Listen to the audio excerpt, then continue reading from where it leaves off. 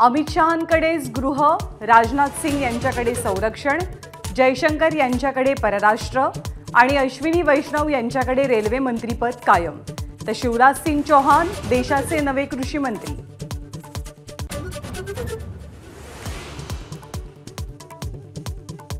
नितीन गडकरींकडे पुन्हा रस्ते वाहतूक खातं, मुरलीधर मोहोळ सहकार खात्याचे राज्यमंत्री, रक्षा खडसेंना क्रीडा आणि युवक कल्याण राज्यमंत्रीपद, तर प्रतापराव जाधवांना आयुष मंत्रालयाचा स्वतंत्र पदभार।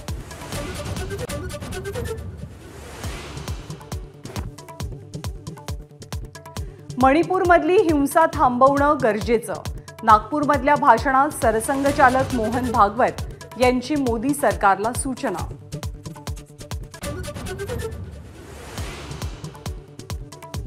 लोकसभेचे निकाल असे का लागले, यात राष्ट्रीय स्वयंसेवक संघ पडत नाही।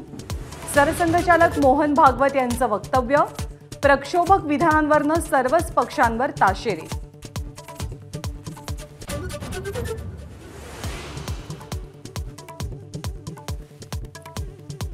कॅबिनेट मंत्रीपद न मिळाल्यानं शिंदे गट आणि अजित पवार गटात काहीशी खतखत, श्रीरंग बारणे आणि अण्णा बनसोडेंनी व्यक्त केली नाराजी।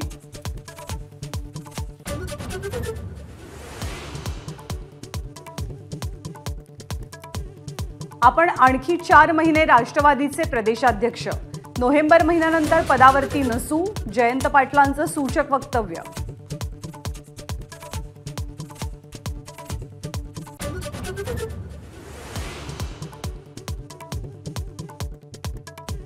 पंधरा जूनपासून एक राज्य एक गणवेश योजनेची अंमलबजावणी, शालेय शिक्षण विभागाचा निर्णय प्रसिद्ध।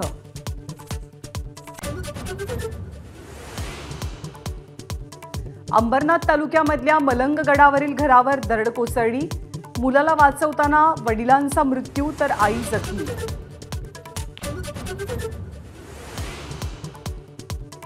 भिवंडी तालुक्यातील सरवली एमआयडीसी मधल्या एका कारखान्याला मोठी आग, आगीवर नियंत्रण मिळवण्याचे प्रयत्न सुरू, आगीचं कारण अद्याप अस्पष्ट।